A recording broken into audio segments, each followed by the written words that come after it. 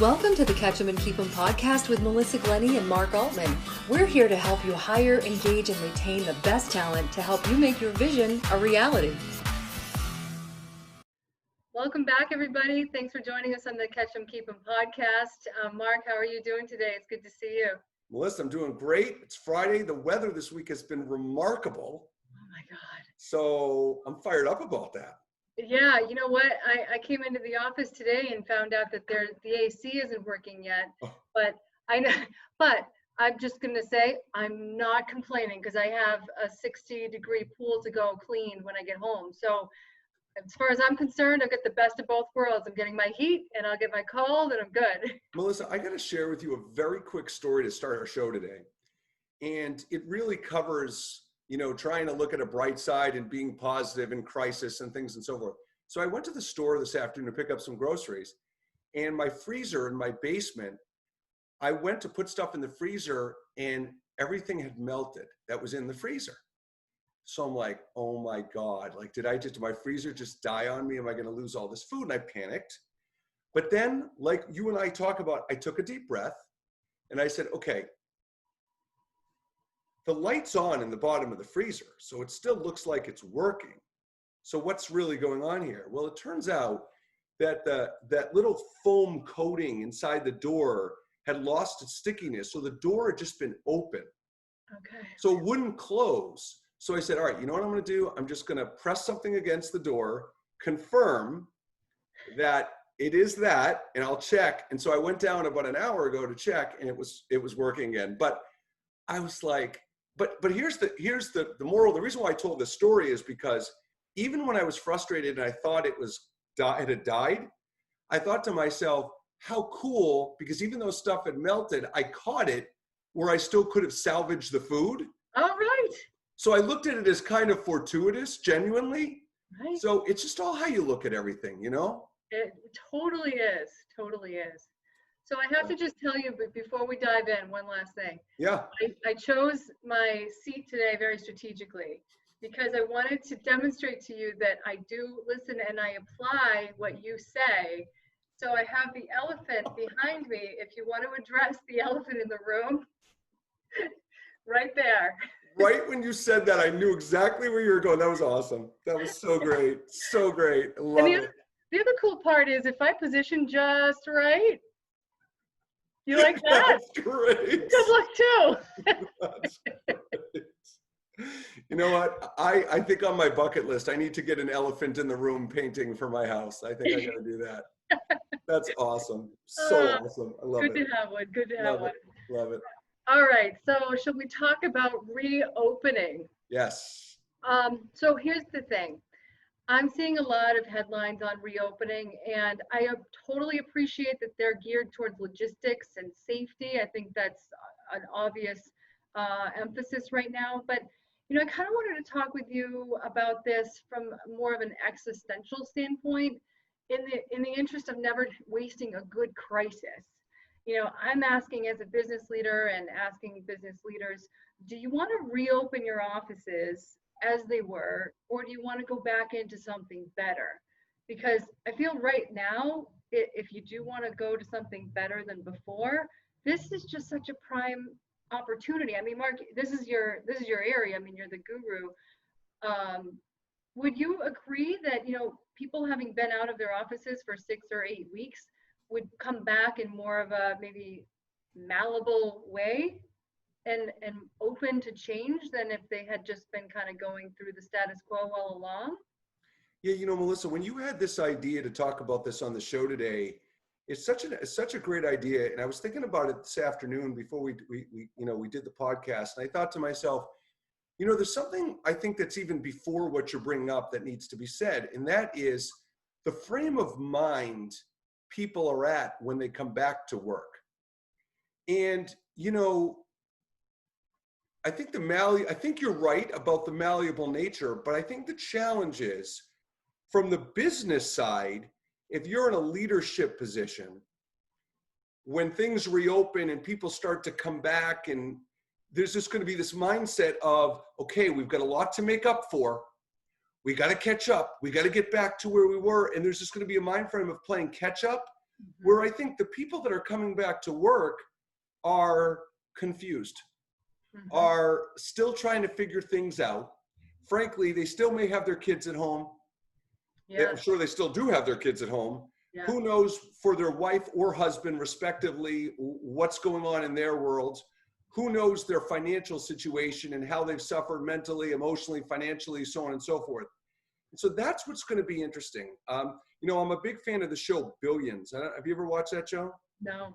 So there's a staff psychiatrist on the show. It's a big wealth management company. Oh. And I think there's going to be a big need to get, you know, we talk about body language and reading body language. I think we're going to have to read where people's heads are at, Melissa, because I just think that everybody's not going to come back ready to go. People are going to come back and feel a little lost and flustered. And what you're talking about, and I'll turn it back to you, what you're talking about, which I think is brilliant, is the malleability aspect. And the malleability aspect to me is, I think that through the self-reflection, people are going to look at what they can do better, where they've gone wrong. And I think that they will be more curious and open-minded. That's where I think you're going to see the malleability. Yeah, I mean, and I think that, you know, I was thinking about, you know, like I was saying, never wasting a good crisis. The question for me when I've gone through something individually is, how can I fall forward from this? And it's easy to make a commitment to yourself that you're going to fall forward somehow, some way. But, you know, when you're thinking about that, doing that with an entire team or an entire company, that is, you know, seems to me pretty daunting. How do you, number one, communicate what that even means or what it looks like? And then number two, get the commitment or inspire a desire for people to want to do the same. So I think that what you're saying is really valuable, because if they are in a position where, you know, thinking more creatively, you know, I think that there's a lot of conversations to be had in a way that's very kind of like checking in on where are we now, you know, maybe on a week to week kind of basis. Yeah, and I think, Melissa, you know, you deal with this all the time when you're placing people at companies, and it's almost a different kind of alignment. You know, we want alignment on ideas, on strategies, and going forward. But I think when your team comes back together, you've got to get alignment as a leader on where the heads are at of the people on your team. Are people ready to move forward? And I don't mean to paint a negative picture, because frankly, I think there's a lot of people are going to be fired up to be back to work. And I think are going to want to hit the ground running and be really energized and enthusiastic. As a matter of fact, they'll be so tired of being cooped up in their house that they could come back all guns blazing. You know what I mean? But that's just the point. There's just going to be a mix of where people are at mentally, and getting alignment, getting your team together and saying, all right, how's everybody doing? But not just how's everybody doing, literally spending some time with your team, understanding what they're ready for, what they're capable of, and to your point, the malleability level. Yeah, yeah. Well, and I think too that, you know, asking the questions, especially coming in fresh from this whole situation, asking the questions of what has been positive, like what, in reflecting back, what changes do we want to, changes that have been maybe imposed upon us, but now if we really examine them, are there things that we want to maintain that as we go forward, and not necessarily just throw everything out from the last 2 months and say, oh God, thank God that's all over with and we're back to normal now. Like, you know, we keep talking about this new normal, and I hate to be cliche, but I think that, you know, asking the question of, you know, what do we not want to go back to doing that we used to do? Well, and I think what's interesting about what you're saying is, you know, in the beginning, I mentioned the whole, well, people are going to come back to work and where's their head at and everything else. But on the flip side, if the mindset of leadership is we've got to play catch up, we've got to get moving, then it wasn't a fall forward, was it? Because the conversation should be, wow, let's re-examine what we were doing. Was it the right direction? Was it the right support? Was it the right guidance? So I think it's brilliant, Melissa, but gosh, you know, time is such a precious commodity for people. And to get your head out of a panic mode in business is so hard for so many people to see through the trees and do what you're telling them they should do, which is fall forward and re-examine, was it the right way with the right people? Yeah. I mean, and that's another great point is, you know, with the right people. I know that, you know, from my personal experience traveling sometimes for an extended period, you know, I'll come back from a long trip and the decisions that had been looming for months, and the processes that we've, you know, been held to for whatever period of time, you know, long time that I probably created myself, I'll look at stuff and say, why are we doing it that way? It seems like it makes so much more sense this way, or this decision really isn't that big of a deal. You know, one day, got it done. So, you know, there is something to be said for, you know, coming in kind of fresh. But I think that, you know, what I'm hearing you say that I think is so important is that, you know, treating this as a starting line. And, you know, this is kind of a new, I'm thinking of it as like a new beginning, right? So we're not trying to scramble and, you know, do 2 months worth of work in the first week. Because then I think we just bore ourselves right down into that same hole. Well, Melissa, you use the terms, I really like this. You use the term unfreezing and refreezing of old habits and habits. Talk about that a little bit, because you really connected with me when I read that. I thought, gee, that's an interesting way to phrase it. So what did you mean by that specifically? Well, Mark, I was reflecting back onto times that I've gone away with teams for offsite trainings. And, you know, the offsite training, you know, by the end of it, if it, you know, we'll maybe say it's 2 or 3 days long. So we're 2 or 3 days in and our minds are all open and we're thinking differently. And then, you know, so I think of it as, you know, okay, so all of these ideas and all of these habits are unfrozen and things can move around. And then we come back to the office and it's a really critical time because it doesn't take very much time for everything to refreeze again. And, you know, one thing I used to do with my teams is when we would come back, I would totally redo the office. All the desks would be moved around. Everybody's sitting in a new area. I would encourage people just, you know, bring in new pictures, you know, position your body differently. Just do something so that you're not in that same physical space, because I really feel like that helps to encourage staying in a new mental space or not falling back into that old mental space. So that's what I mean by unfreezing and refreezing is, you know, we go through these exercises sometimes on purpose and sometimes because they just happen to us. But I just feel like right now, before everything freezes again, we've got this opportunity that I hope we don't waste. Well, I'll tell you, you know, one of the things that I think would be so incredibly powerful for companies to do in the reopening of these businesses is have a goal setting session.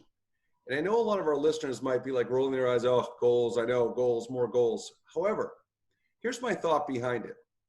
A lot of companies have goals, but a lot of companies, and most companies in my experience, don't have their employees come up with their own goals. Mm-hmm. And I think that could be a super empowering activity when they reopen, to have people come up with their own goals, especially in light of all the self-reflection we would hope they'd been doing. Mm-hmm. Because I think if I was a leader and I had a team of 10 people and I had everyone submit goals and we had a whole discussion around it, that would tell me so much of where people are at, what they've been thinking about, what they aspire to do in their future.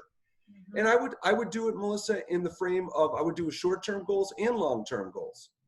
So I think that could be a really empowering activity that's kind of a soft, non-pushy, but it's a fun topic and it could get people thinking and stimulating, and it would really give leadership a bird's eye view of where they're at.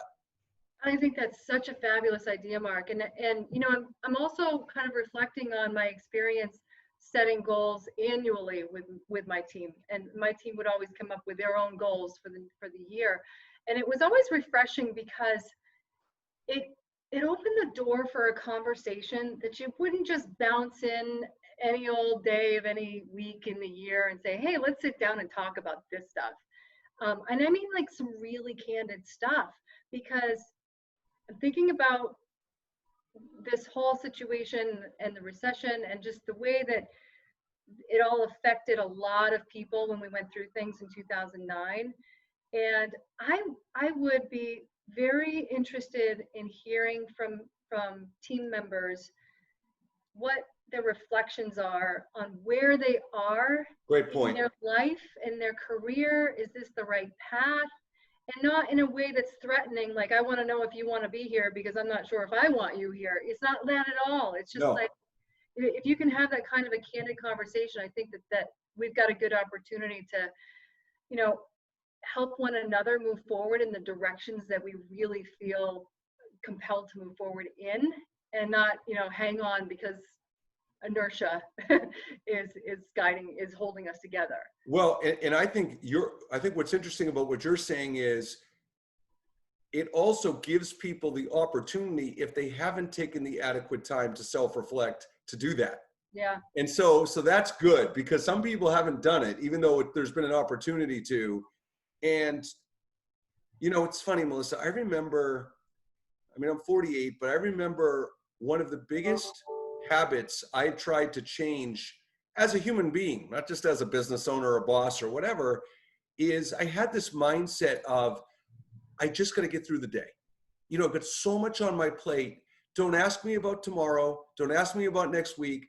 I just got to get through the day. And it was unnecessary. You know, it wasn't like my life was so hard, like, how am I going to get through the day? It wasn't like that. But I had convinced myself, I just got to get through the day. So the reason why I share that story is because when you talk about, you know, that aspect of reflecting on where they've been and where they had, that is the precursor to the goals conversation. And as a matter of fact, you can't even have the goals conversation if you don't do that first. I mean, that has to happen. Right. So, and for a lot of people, the analogy I'm making is, for a lot of people over the last 2.5 months, for whatever reason, they've just been trying to get through the day. Yeah. So forward thinking, they're not even thinking about the future, because there's no control over the future. Right. So I love that. I think that is the absolute part one. And look, I can only speak, I think I can speak for Melissa in this case. We want people that are passionate about what they do. We want people that feel like they have a sense of purpose. I know that's who we want for our companies. I know those are the kinds of people we like to be around. But, you know, if you're in a hiring position at a company and you are looking at the new normal of the future, you want to know this information about people, because if people are just checking off boxes and getting through the day, in the long run, it's not going to pan out. Yeah. Yeah. You know, Mark, as this is kind of coming together, I was just thinking, I'm more than happy to put this together, but I would love to offer a question guide to anyone who would be interested in, like, just the talking points for this kind of a conversation. That'd be awesome. Yeah, yeah. Because, you know,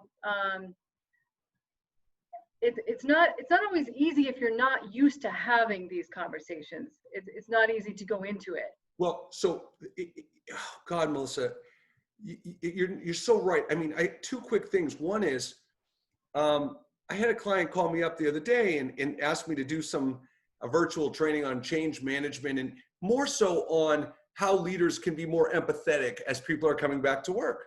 Mm-hmm.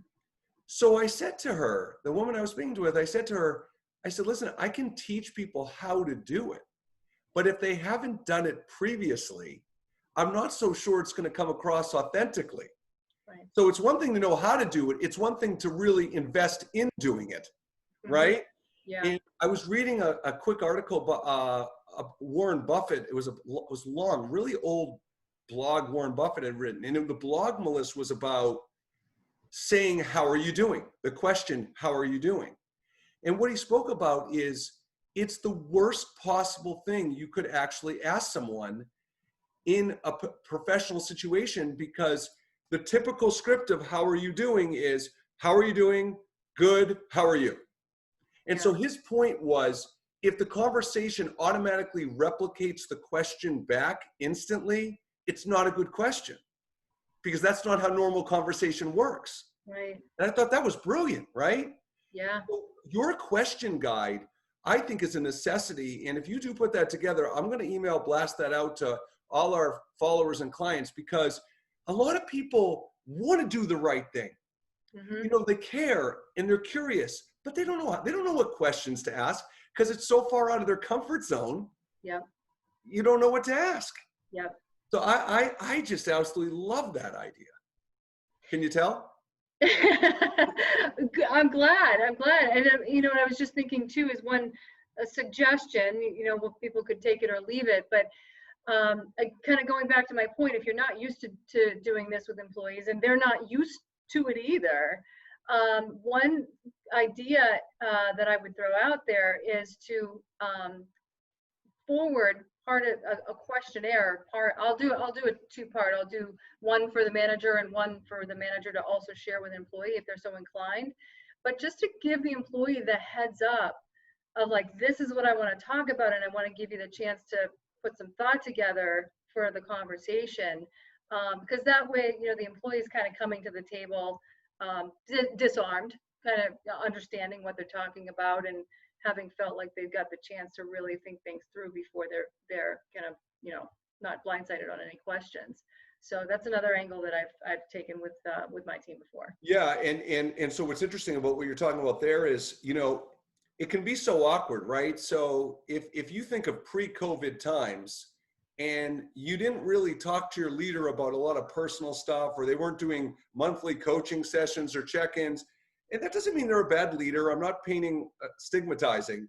What I am saying though is if all of a sudden you come back to work and the leader's like, "Oh, Melissa, how are you doing? Is everything going okay?" I'm going to be like, "Huh? You're creeping me out now. What do you need? What's going on? What do you need? You're dying? Like what?" So I think that's critical because, one of the things that I speak about with communication intelligence or conversation intelligence is knowing how to broach conversations, knowing how to like start them off and get them comfortable. And that's what you're talking about. That's a science. That's not easy for people. Mm-hmm. Mm-hmm. And if it's not done well, it can really be a slippery slope. Well, and Melissa,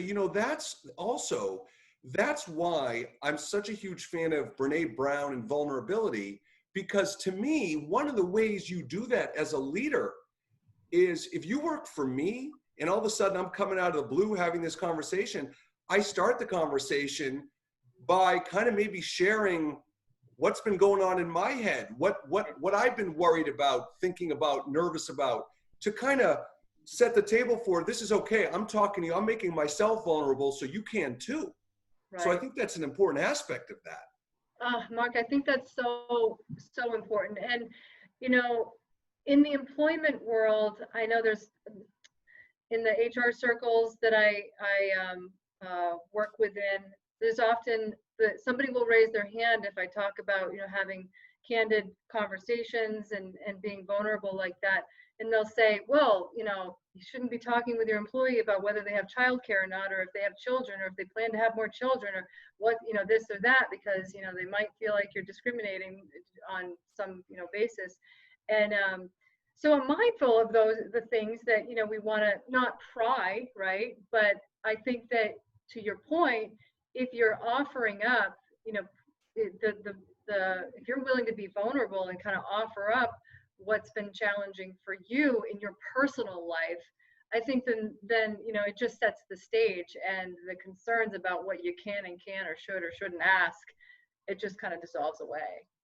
So Melissa, I want to shift gears for a minute, because I've been thinking about something for my own company, and I'm just curious what your thoughts are for your clients and your company and so on and so forth. In this time of reflection, as we keep talking about, one of the great things I think there is to reflect on are job descriptions. Mm-hmm. Because a lot of companies have 10-year-old job descriptions that are just kind of, what's the word I'm looking for? Recycled. Yep. Repurposed, recycled, whatever. And so, I'm in the process of interviewing, and I was looking at a job description I had the other day, and it was so outdated. It was so here's my question for you. you know, when you think about when people are trying to attract quality talent, if they are going to look at the job description and go, yeah, I haven't looked at this in a long time. Mhm. What are the things from both sides, right? One from the attraction side of getting someone to look at a job description and be excited, and one from selfish internal side, you know, correcting inaccuracies or something. Like, what should companies and me be looking at to make sure our job descriptions are the way they should be? Well, one suggestion I can make, and bouncing off of the questionnaire that I was mentioning earlier, the one that I've used with my team for our annual goal setting, the very first question is in reviewing your job description, is there anything new that's not included that you've taken on, or is there anything on your job description that you're not involved with? And then, you know, it follows suit into some of the job description stuff. But I think that, you know, treating a job description like a resume, in the sense that they say, you know, keep your resume alive. You should be, you know, adding to and revising it on a regular basis. I think that it's really important to continually look at job descriptions within our organizations on a regular basis. And that's why I built it into our process, so I could be sure at least annually we're looking at it. And there's always changes, always. So, you know, I think that the other thing to consider is that things just change. Your process, the technology is changing, the way that the world operates changes so rapidly now, so that, you know, your processes might be impacted much more rapidly than ever before, or than you might even be realizing.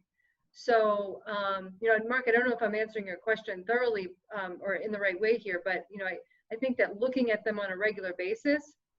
And the other idea that I would have is, if there's peers or, you know, coworkers that you feel confident in sharing the job descriptions with, and asking them to challenge you on what you've written so that you can defend it. And I think that's an eye-opening experience. So, you know, in my experience counseling people on job descriptions, I find that they tend to be a laundry list when the manager writes them. Melissa, would you ever, has it ever been part of your recommendations or strategies to tailor a job description generationally? So if you were handed a job description, and let's say the person said to you, okay, the target audience we have for this is a millennial, just for the sake of discussion. Would you ever look at a job description and go, well, if it's for a millennial, I may approach it a little differently? Is that part of your thought process and recommendations? I think that essentially, yes. I've never thought about it that way, but I do think of it as a two-way street. So oftentimes, you know, I have the basic definition and the framework of what the organization needs, but I also leave some room, realizing every individual is different, and they're going to have some special talents, and they're also going to have some particular, you know, weaknesses. Nobody's perfect. Nobody's going to fit a job description perfectly. So I'm not looking at, you know, I don't expect to get a 10 out of 10 in every category, right? But I do look at it like, well, where can we be leveraging to capitalize on their strengths as much as possible? And also, how does what we're offering in an opportunity appeal and help develop them? So, you know, I'm asking it from that angle too. So I think that, yeah, massaging, I think what you're kind of getting at is, do you massage the job description per the person who may be filling it? And absolutely yes, and from both sides. Well, I will tell you, one of the best pieces of advice you've ever given me related to job descriptions on the attraction recruiting side was when I evaluate candidates and I look at their job description. So I have, you know, I'm making this up to make a point. I have 10 set things I'm looking for, and they're all in the job description, right? So then I have an initial phone call with someone, and I get off the phone, and I used to say, well, geez, I mean, they only really have like 6 of these 10. And what you taught me is people get caught up in more like quantity and volume when they're evaluating a candidate, as opposed to, of those 10 things, Mark, which 5 are the ones that are like, they've got to have this skill set, and which 5 are important, but they're more at a secondary level. Mm-hmm. And now I do look at it very differently, and it's just so easy to have this equal checklist of, do they do this, do they do this, do they do this, as opposed to, well, what do I really need? What's most important? What can be taught? Mm-hmm. You know, what can be learned? So I will say that's one of the best tips I've ever got from you on that. And I think it has totally reframed how I evaluate candidates now, because I just feel a lot more organized. I feel like there's a process now. That's great. Thanks for your feedback, Mark. I think I'd add one layer to that then too, and that is especially for the millennial generation, because they're so driven to take on have new experiences, and they're more focused, I think, than some other generations on that specifically, is that, you know, besides the must-have and the nice-to-have or can teach, I would throw another category in there as from a retention standpoint, and look at what does the candidate not have that they're going to gain as a result of the experience. Yeah, I love that. I love that. Yeah, because retention. Yeah, and I think it's critical what you're talking about, because for the millennial generation, as one of the generations, certainly what skills they're going to develop, how it fulfills a sense of purpose is such a high criteria for them. Whereas if you're a baby boomer, you don't really necessarily care about that. Right. So I think that's a great point. I think that's a critical. Melissa, I think before we wrap today, we need to share with our audience that we were asked to be on a panel about the new normal. Yes. And we're pretty excited about that. Will you tell our listeners about this opportunity? Yes. So we are talking about the present and the future of work, and coming out of the COVID or the situation, however you want to, whatever name you want to give it now, coming out of this and back into our workforces, you know, looking beyond the immediate term. I think, if I'm saying this, if I'm getting what we're talking about accurately here, Mark, correct me if I'm wrong, but I think looking at the short term, but also, you know, really extending this out to see what the lasting, what the trends are and what we see lasting as changes, so that those participating or tuning into the panel discussion will be more equipped and better armed to be prepared for that future than if that future arrives and they, you know, meet it on that day. Well, yeah. And so if you know, it's June 4th at 10 a.m. And you can see details on Franklin Professionals social media, Mindset Go social media. There's a registration link. June 4th, if you go to the events page on the Mindset Go website, you can register directly. But again, on both our social media accounts, it's there. And we're going to be joined by 2 other C-suite executives, president of international company, Seaman Paper, and Ryan Lickwell and Deanna Zarella, the director of HR at AIS. So would love to have you along. Yeah, really looking forward to that one. Yeah. Mark, I think we covered a lot of good ground today. I really appreciate your insights as always. But thank you. Same here. Same here. So I hope you have an awesome long weekend, and I hope you are having a long weekend. I am. Yes. Good. Yes. Same to you. All right. All right, Melissa. Thanks again. Thank you. Take care. Okay. Thanks for joining us on the Catch 'em and Keep 'em podcast. Don't forget to like, share, and subscribe so you don't miss us next time. In the meantime, remember that engaging your people is a daily task, and recruiting is a process, not an event. If you need help, just ask. Connect directly with Melissa at franklinprofessionals.com and Mark at mindsetgo.com.